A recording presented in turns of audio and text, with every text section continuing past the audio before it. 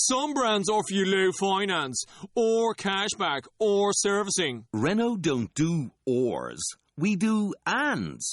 The Renault Kadjar with 1.91% APR and €1,000 cashback and 3 years servicing, saving you thousands. Renault, the brand with the ands. Visit your local Renault dealer. Finance is made under a hire purchase agreement. Terms and conditions apply. Deposit required. Subject to lending criteria. See Renault.ie. For an entire generation, people have experienced Star Wars the only way it's been possible, on the TV screen.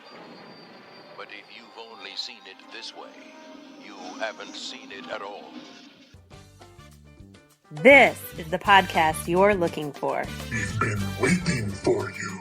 This is Amy Ratcliffe, blogger for StarWars.com, IGN, and other sites, and you are listening to Coffee with Kenobi with Dan Z and Corey Clubb. This is the podcast you're looking for.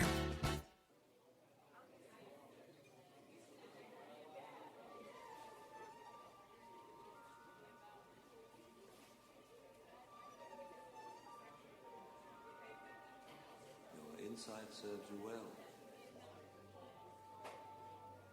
Hello and welcome to our very first book review at Coffee with Kenobi. Corey and I will be discussing John Jackson Miller's book Kenobi, which is a runaway hit. Joining us on today's discussion, our friend of the show and our first reoccurring guest, Tricia Barr from Fangirl Blog, SUVUDU, StarWars.com, and Star Wars Insider. We also have Amy Ratcliffe, a feature blogger for StarWars.com, IGN, and Fashionably Geek. Welcome, friends. Hello, for having us. Yeah, it's very exciting stuff, but we've been playing this for a while. Of course, Kenobi is a ginormous hit. Everyone's talking about it, and we thought we'd get two EU experts and Star Wars aficionados to join us. So let's just go ahead and get right down to it. Ladies and Corey, what are your overall thoughts on the book? Did it meet your expectations? You know, my expectations were kind of out in limbo because I didn't really know how this was going to go. I knew the setting was going to be kind of in between, between Clone Wars and A New Hope. So, I mean, obviously that's some time that we haven't seen yet, so I was excited to see something new and fresh. As far as Kenobi's story, I mean, we knew it was going to be kind of a loner story. It's kind of a desolate Tatooine desert atmosphere setting. Dived into it just with that expectation and just went from there. It kind of surpassed my expectation, if you want to call it that, too, because it was a little different than I expected. So, to me, like John mentioned in our interview, that it was kind of a Western feel to it, and very much so. You know, getting in bar fights and things like that. It's definitely got that Western-y feel, just down to the civilization and all the characters, how they intertwine and things. But all around, I thought it was a fabulous book. It did meet my expectations and it surpassed it, so definitely an excellent book. Awesome. And Tricia, when I first started chatting with you about reviewing this book with us, I know you leaned a certain direction, and I know you were going to reread it, and I'm curious, are you still in that direction, or have you turned around? Well, I read this book a little bit earlier. Sometimes for SUVUDU, I get to read the right when ours come out. So it had been it seemed like a long time between the first and second read, which I went back and finished. I'm a huge Obi-Wan fan, and I hold all my books up to what I call my OT standard, which is I want to get that kind of Star Wars feel. The book was a lot better in some things than I expected, in building a lot of different really interesting characters and weaving a lot together. I'm also a big Western reader and an equestrian, so I have this whole other angle that I was coming at it. And when I first read it, I was editing my own novel, so sometimes I would look at some of the prose and be like, I wanted more Obi-Wan. And that's just me, because I like character dives, and I just felt like if you put them on the cover, I would have liked more. In the end, when I reread it, and I got to sort of enjoy some of just the other characters, and it was going to be really another one deep dive, I ended up enjoying it. I think it's a good Star Wars book. Okay. Amy, what about you?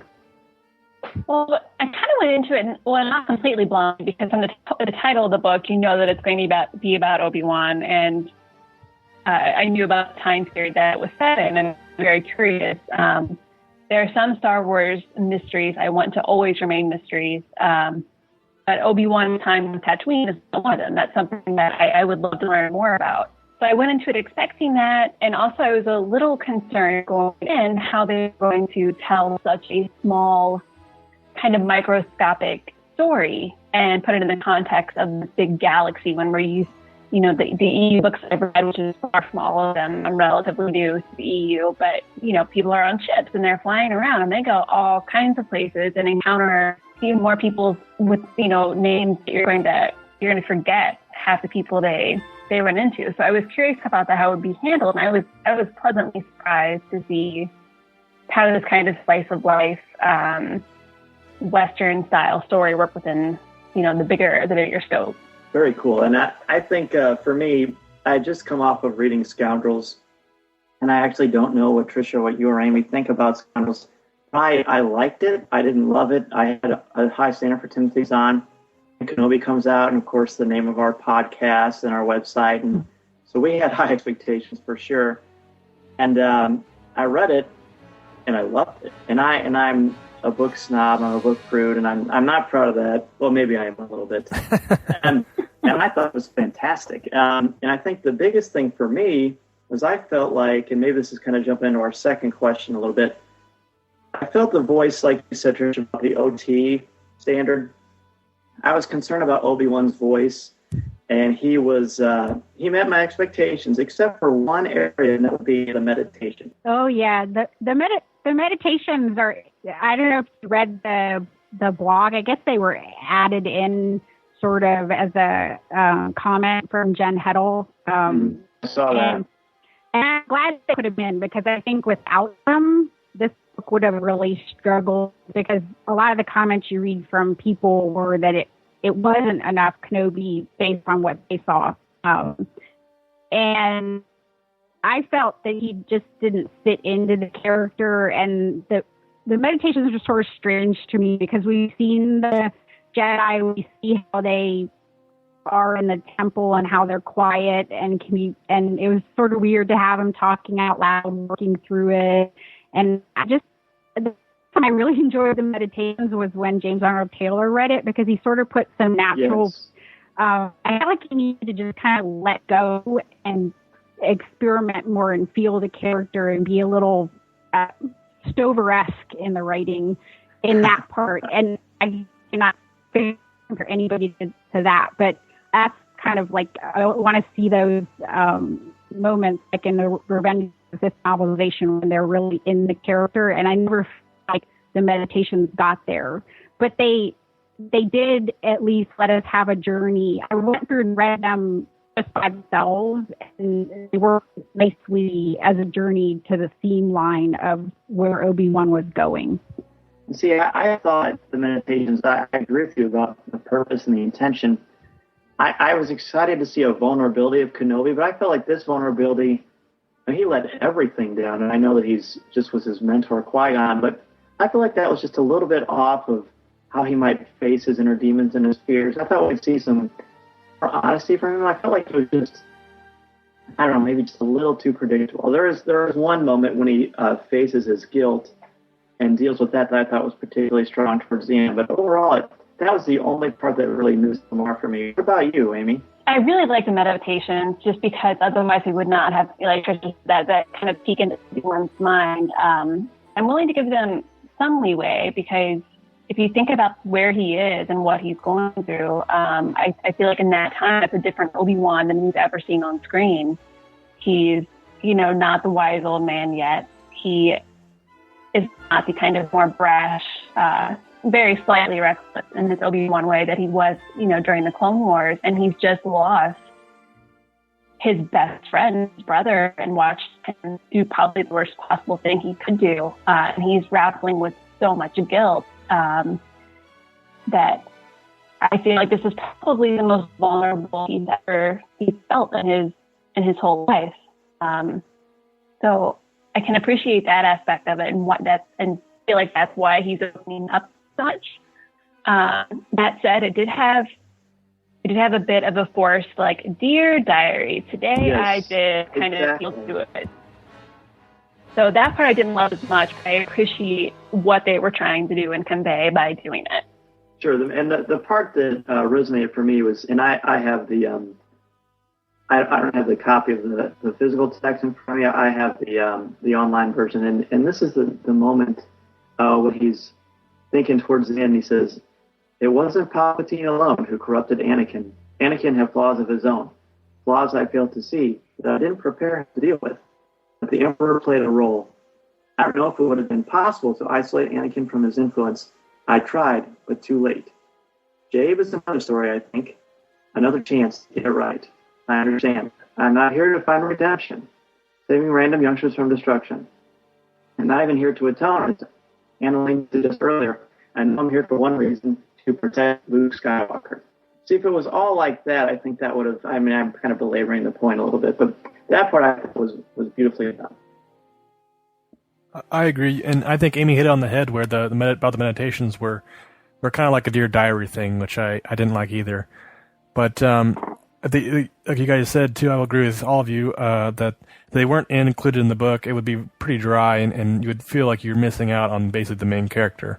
But I want to shift gears a little bit, too. Another character I really liked was, I might say it's wrong, but a Yark. Oh, yeah. The Tungsten Raider. Yeah. And I really found myself, even in the beginning, kind of really enjoying that character and that setting and that viewpoint of the Tungsten Raiders and how they kind of live and how they just achieve their goals and just look at the whole world and the whole civilization through their own eyes. And I thought it was an amazing way to do it.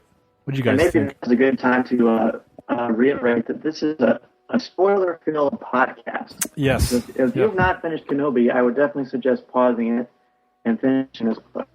So, Ayark. Yeah, Ayark. And we can talk about Ayark, and we also, any favorite characters, Ayark. To me, Ayark is probably my favorite non-Kenobi character in the book. Yeah. She might even eclipse Kenobi as far as the appeal. What did you all think about Ayark, or any of the characters in this novel? I like the world building of being another culture. And I had to think about Ayark and the little twist with her as far as revealing that it was a woman or female Tusken. I had to think about, because there weren't a lot of surprises in this book. Obviously, we sort of know what's going to happen. So he had to definitely build some moments in the story. So I was wondering, would it have been shown her even better as a female character? This is my thinking about it. If we had known how long she was struggling against this, or was it better to have a surprise? And I went around and I actually came back to liking the surprise. I don't know that the people that should be shocked that they were, had an expectation that it was a woman will really be shocked by it, or would think twice about that point that they made an assumption. But I like that it sort of took people's assumptions and turned them on their heads a little bit. I knew there was something with her because it's sort of distant on character. I was having trouble with her motivations at first. And so that's the cost in the storytelling of having that shock moment. And so, I thought about it, and it worked out really well in the end. But, there's always those payoffs when you're telling stories. So at the beginning, I was a little like, I don't know. She wants that. She wants to capture Obi-Wan. She wants to kill Annalene. It just the motivations kept changing. And so that was sort of the trouble I had. I liked her better when I knew who she was and I knew what she was going for. Interesting. I hadn't really thought about it like that. And I know you can't tell, but I'm actually nodding my head while you're talking. I was too. Yeah. Amy, how was AR for you? I really enjoyed that surprise. And bigger picture, like, I liked seeing her role in context. Hear a lot about the Tusken Raider culture. And I like seeing her role and how she kind of flipped the patriarch. on its head, because they're all she has, or she's all they have left. And I like I was with Tricia, like her motivations flipped around a lot, or not her motivations, her what she wanted from Annalyn or from Obi-Wan. But I like seeing her, like, kind of like I said, that figure who is kind of resigned to leading her people, but isn't afraid to do what needs to be done to get them back to the place of, or even greater numbers where they once were. So I enjoyed her character, but I enjoyed learning more about, like, the Tusken. That took kind of priority, if that makes sense. Or I don't know, I enjoyed that aspect more than the actual character. It makes perfect sense. For me, and actually when we interviewed John Jackson, I told him this, he thought it was pretty funny, but the majority of my reading of this book occurred around 2 or 3 in the morning when I was changing diapers and things like that, so I was sort of out of it. And when I would read this stuff, it would just make me completely alert. When I realized that Eric was a female, I actually gasped out loud, and I said, "Oh, what's going on? What's wrong?" I said, "Oh, this is a great scene in this book." And as a teacher of literature, and you both are writers, the pronoun slave that was used was fascinating as far as getting to the reveal of who Aark actually was. And I do want to say, I found, especially at the end, when Owen gets captured, and I've got a quote here from the end of the book. It says, "Oren said, but didn't say it. For no was a word, and hearing his voice through the mouthpiece would confirm what he knew, that he was now one of them, a sand person. He resolved never to speak again." And I found, let's bring up our favorite keyword when we talk about Tricia, agency. Aark takes this guy who is punishing a race that's different from him. I guess you could call them a race of people that are different from him. And she takes the power away. She takes his voice. I personally think you could make a strong argument, and I made a blog about this, actually, that Aark is one of the strongest female characters in all the EU. I will say, actually, jump in real fast.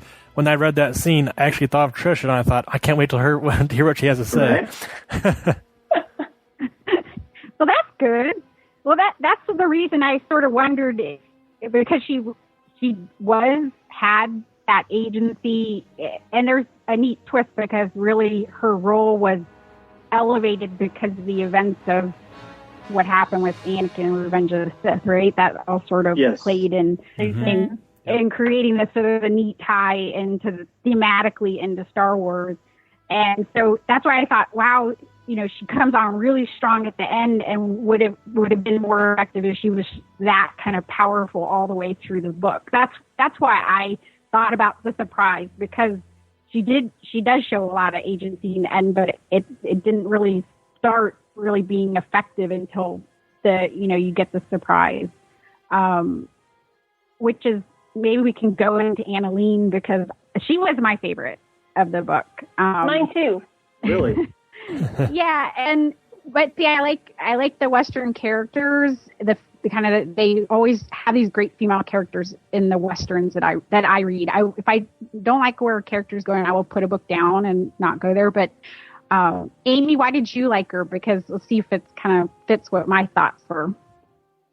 Well, I really liked her because I have a problem with the phrase strong female character, and not with the phrase itself, but the fact that people tend to either overuse it or use it in the wrong way and just interpret it as physically strong, or that strong female characters always have to be able to kick everybody's butt and know all the different kinds of fighting and never cry, So for Annalyn, what I really connected to is you see strength, not necessarily in a physical way, but you also see vulnerabilities. You see her, she's not afraid to take her kids to task, but you do see her worry about them or cry over them. You see her put toe-to-toe with Oren. You see her kind of mourn the loss of her husband. You see her be stubborn, and I love, she's the perfect, a person to play against Obi-Wan's character. And you get to see her kind of be flirty. So I just really appreciate that she is so multifaceted, because that really, in my opinion, does not happen enough in genre books.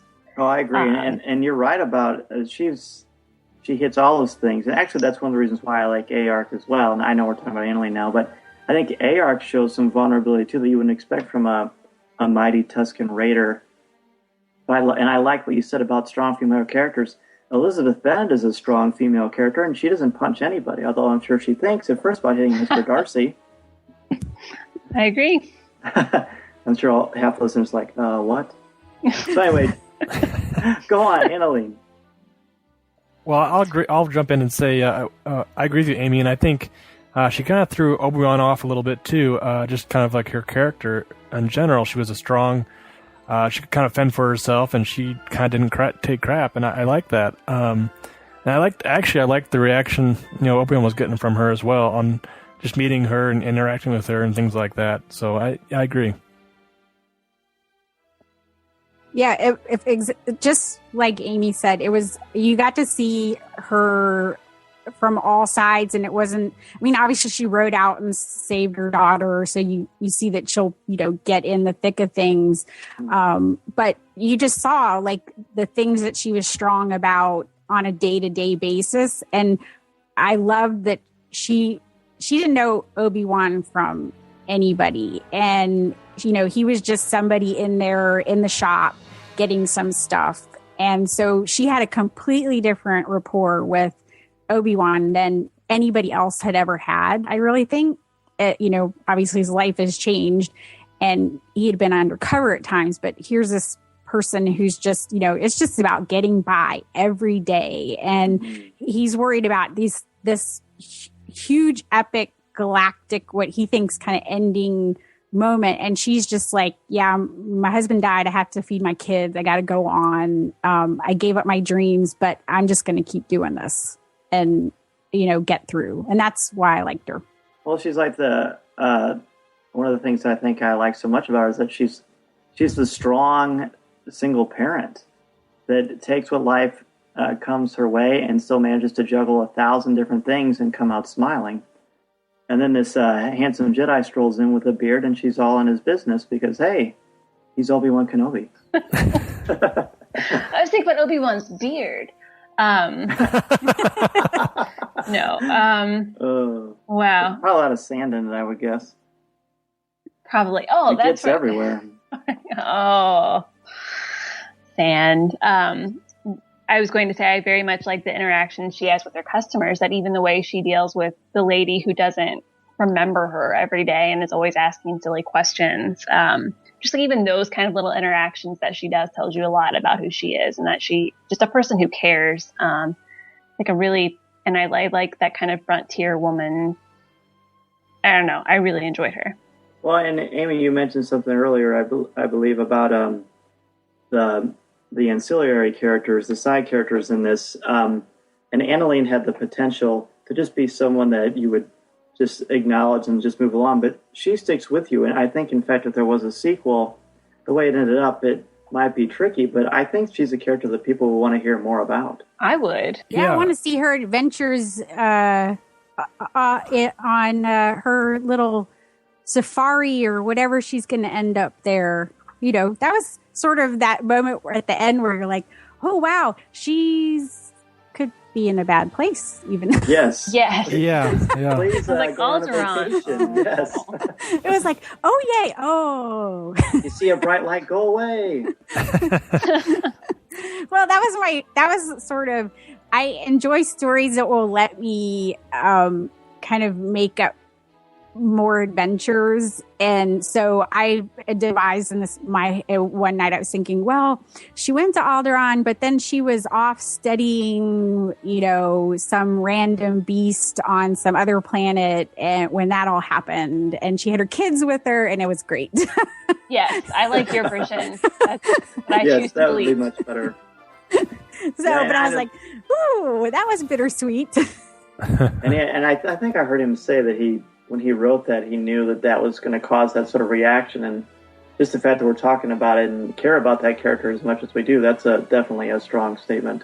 Another question here, we had a lot of the readers, a lot of people online are kind of complaining about the low action, and that wasn't told from Kenobi's point of view.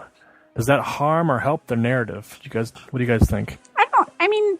It depends. I mean, if you want your book to be all your books to be all fighting all the time. I mean, I think character building doesn't always happen in the actual heat of the moment. So I thought what action was there was really, really good. And there was, it was interspersed around, we started out with a little action scene at the beginning and had some good stuff at the end. Especially the crate dragon. I mean, crate dragon. Oh, that was awesome. Yeah. Had the actual legitimate original call from the original version, not the special edition. I knew you were going to say that, Dan. I couldn't resist. Del Rey gave away these awesome crate dragon keychains at Comic-Con, and they were pretty fantastic. And Obi-Wan's beard again. It wasn't like epic space battle action. Like, I will give people that, but I feel like there was a fair amount. Between, like Tricia said, the fight at the beginning, that you start out that way, and all the interactions with the Tusken Raiders, even if they weren't out and out fights. I don't know. I felt like it was. I wouldn't say action packed, but I think it was close to it. Like, I think people that are saying there wasn't enough action wanted a big space battle or something that just wasn't possible to have in this book. Right. I'm even going to look a different way at it. I thought that this was a mature, sophisticated novel. Similar in the vein of Darth Plagueis as far as it's more character-driven. I think Becoming is more interesting than Being when you look at a narrative. And to be honest, and I'm not just saying this to be contrite, when there were big action sequences, I kind of thought, okay, isn't he kind of supposed to be keeping a low profile? He's jumping around, flipping in the middle, killing this dragon, and I know it had to happen, and it was exciting. I enjoyed it. I very much enjoyed it.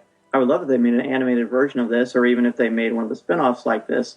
But I really enjoyed the pacing, and I know that John had said that he hoped that people didn't expect Kenobi to be walking around dueling Sith all the time. I'm glad that didn't happen, because let's honor the mythology of Episode 4, and I think he had a beautiful balance, much like Amy was saying about a strong female character, maybe a warrior, but they're also strong and vulnerable and have many facets to them. I think the narrative kind of took that direction as well. Yeah, I agree, Dan. I think people were expecting some Jedi versus Sith battle, and he's being hunted down and things like that.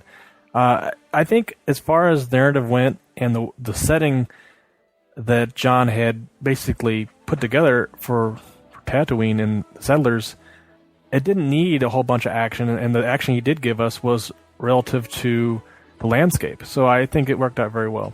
Yeah, and I mean, they're trying to. I mean, Obi-Wan is sort of drawing in and contracting into Ben. So, good point. There's a different apotheosis. Yeah, it's a different kind of story, and so he's becoming something. He gets to have his one last big battle, but we know that is probably not going to be what happens for him. He's going into this strong period, which is a different type of strength. It's this patience to just wait out until it's the right time. I mean, you can't imagine how someone could live that long and just persist to go and know that he was just going to wait out the Empire and Palpatine.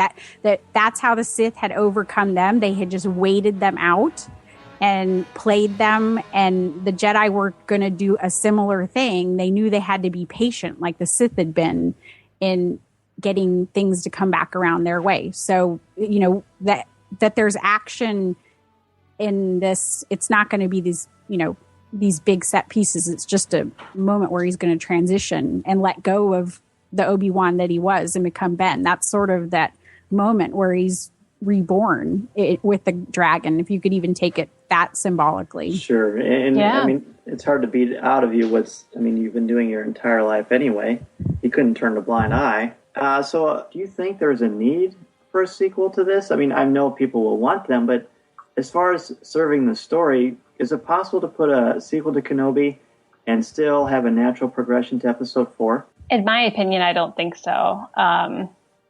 Because I feel like he probably learns from everything that happened in this book. He probably keeps more to himself. Not because it didn't all work out in the end, but at some point he's going to be like, that was probably a lot of me drawing too much attention to myself, and I can't repeat that cycle, until it's the right time, for Luke to what happened. So he can't keep doing that kind of thing for 15, I guess 17, 18, 19 years. Sure. So I don't think it would make sense. And like Tricia said, I mean, he and I watched A New Hope again today twice because I've shown it to a couple of my British literature classes. And I'm just looking at Obi-Wan, and Sir Alec Guinness is how he's reflecting on the name Obi-Wan Kenobi. And the amount of time, I mean, we think sometimes that time drags on depending on what we're doing. I mean, he had practically nothing to do except keep his eye on Luke from far away, struggle to find water every day, and keep himself alone. So as much as I wish Amy wasn't correct, she's 1,000% correct. I think this story kind of stands on its own. Tricia, what do you think? Yeah, my opinion is that Star Wars books needed to get back in the business of building new characters, which is sort of why people fall in love with the movies in the first place, is you get to learn about heroes. And so I read this and I knew it was sort of a book for people who are big Star Wars fans that would want to know a little bit about a character, but I don't think it's a book, or there would be a sequel that would draw in these vast amounts of readers.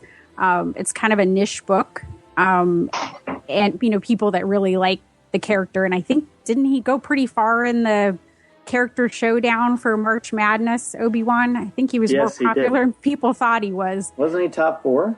I think so. I think so. I think he was. Yeah, he was. He just kept like holding in there. I'm like, yeah, go Obi-Wan, because he is literally my favorite character. Yeah, but I don't imagine. Wait, more than Han? Yeah, more than Han. Oh my. Yeah, I you know you're on record now, right?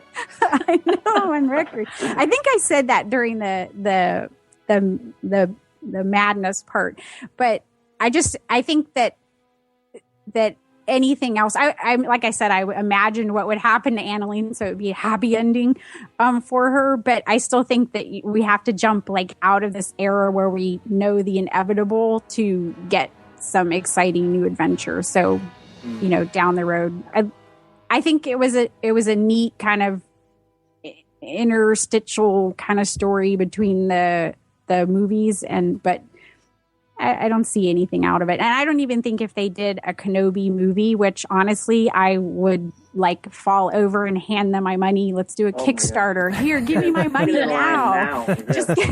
It wouldn't be this story if there were a movie that was made with Ewan McGregor, because it wouldn't be this story. I don't think that it would be a different piece. I imagine it'd be like Obi-Wan and Yoda run out of hiding for some big reason and do an adventure and then go back into hiding. But because that's the way like a movie a buddy cop movie. That's the way I just think Obi-Wan book, a movie with that would be different than what we see here.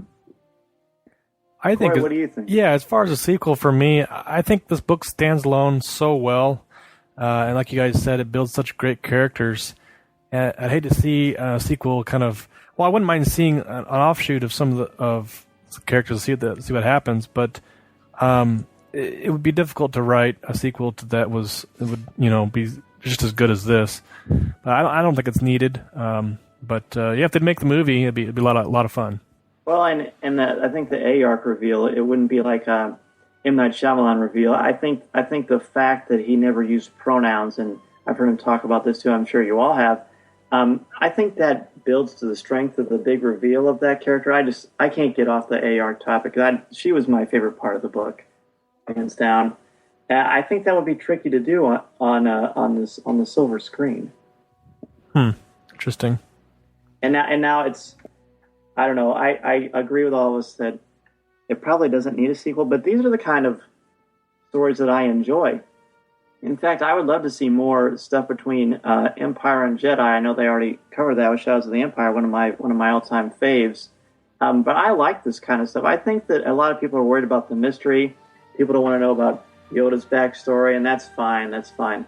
I think a story well told in the hands of an excellent writer is a story well told. It doesn't really matter what it's about. Absolutely, Dan. Well, that is true. It's just it's harder to. I always look at stories of how a large audience is going to come into it. So it depends on how many people really want that. And I still think the filling in the blanks or filling in the gaps is a harder audience to capture than telling new adventures. That's just my observations watching pop culture. No, that's a good way. That's a good way to put it. I mean, you're right, because it's almost like you have to fill those gaps. And using your mind is fun to fill the gaps. Oh, yeah. That's one of the reasons why like you mentioned, and stuff like that, they have such big gaps because they want you to do that. Absolutely. And even like the ending of this book where Aline went off and we weren't really sure. Yeah, we weren't really sure where she went. So it was... So I know everyone's time is precious, and I think we timed this fairly well, but let's any final thoughts or wrap up? And I'd love to get all of your ratings out of 5 stars for Kenobi. And Amy, why don't we start with you? Oh, pressure. Let's do stars first, because that's easy. I would give it 4 stars. I will say quickly that since I didn't really bring anything nitpicks, that one nitpick I had with the book is it kind of was a little self-referential.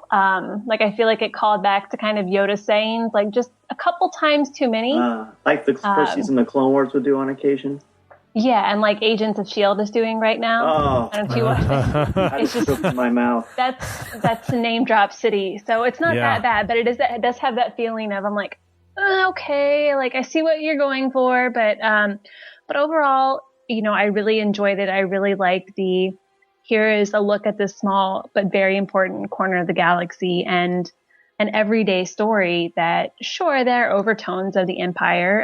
They affect everything on Tatooine and how people live their lives. But in general, it's kind of separate from those big heavy hitters in Star Wars. And it's just its own little story that shows a lot of character growth for Obi-Wan and introduces people like Annalene. So I really enjoyed it.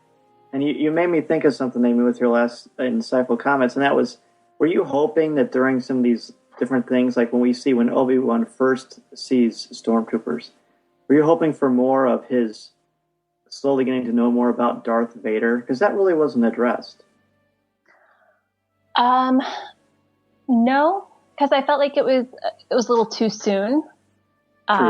True. I agree. But I see your point. Mm-hmm. I think probably a lot. Again, the becoming is more interesting than being. So I'm glad they didn't. But I'm sure a lot of people were waiting for that to happen. Just like a lot of people wanted Darth Vader to ignite a lightsaber at the end of Revenge of the Sith. Tricia, what about you? Overall rating and final thoughts on Kenobi?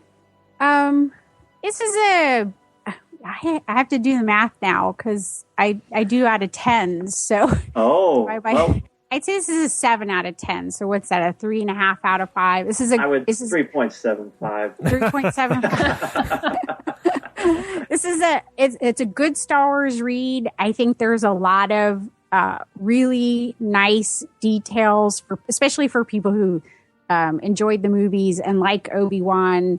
I like the Western feel because that's one of the things I like about Star Wars and enjoyed, especially about the beginning in A New Hope, that we kind of got, you're on the outskirts of the big galactic war. And so I think it's a really good book. I thought I would have liked to had him sit more into the characters and really get into the motivations. It was a little bit plot driven at times, which slowed it down for me.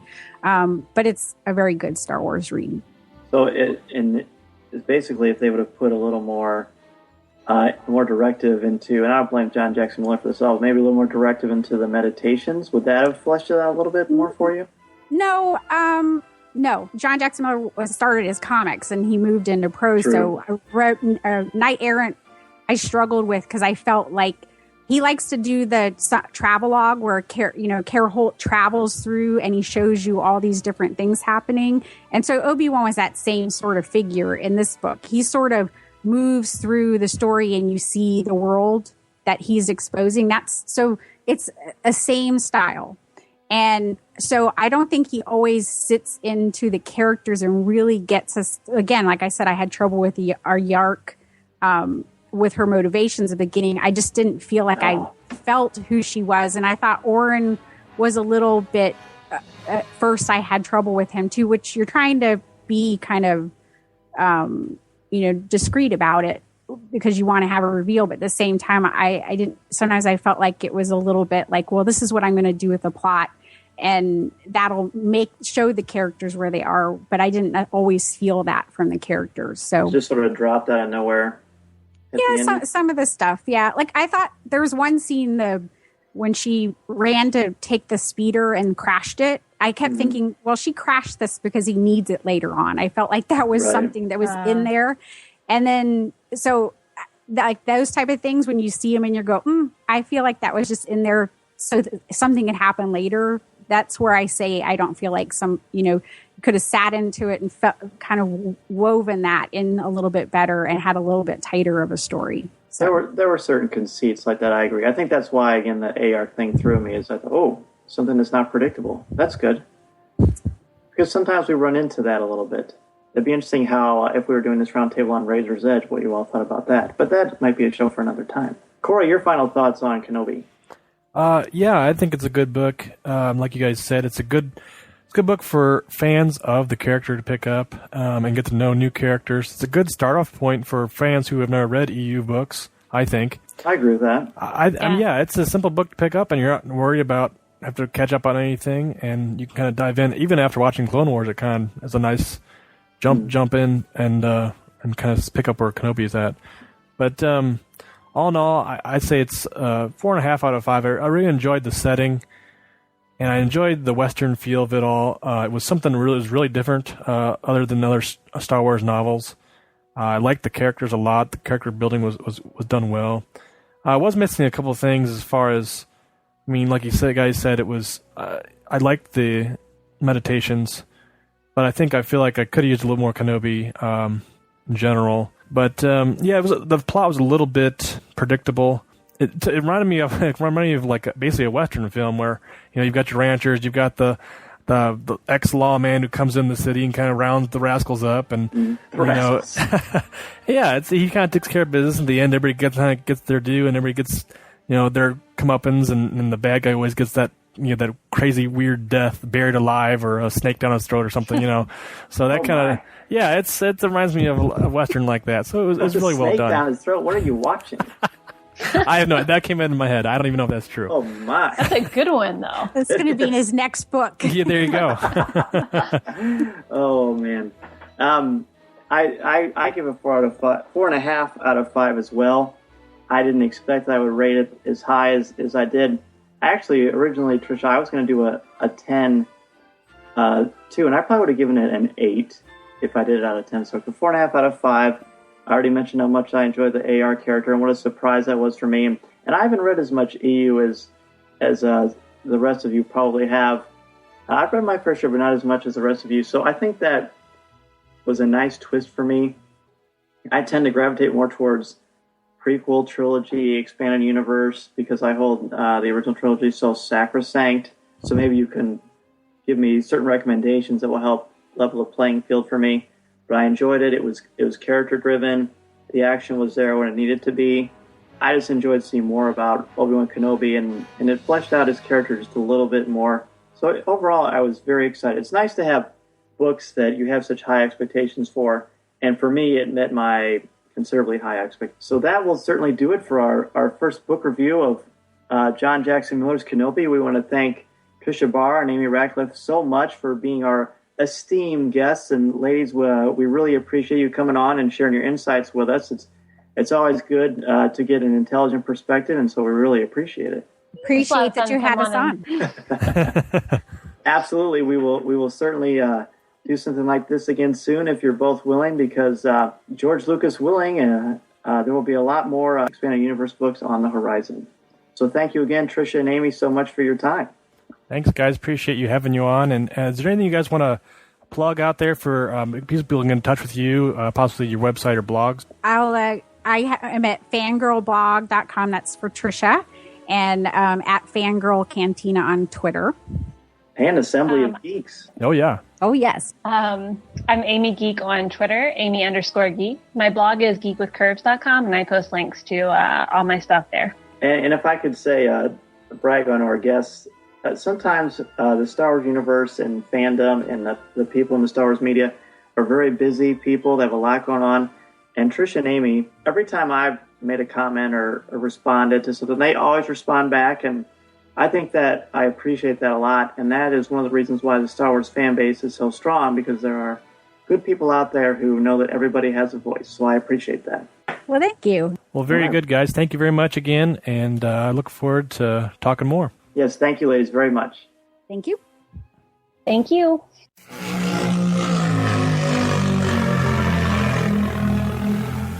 If you'd like to respond to a question on our show, or have a comment, or would just like to say hello, send us an email at feedback@coffeewithkenobi.com. Or if you have a specific question or comment for us individually, email us at danz@coffeewithkenobi.com or coryc@coffeewithkenobi.com.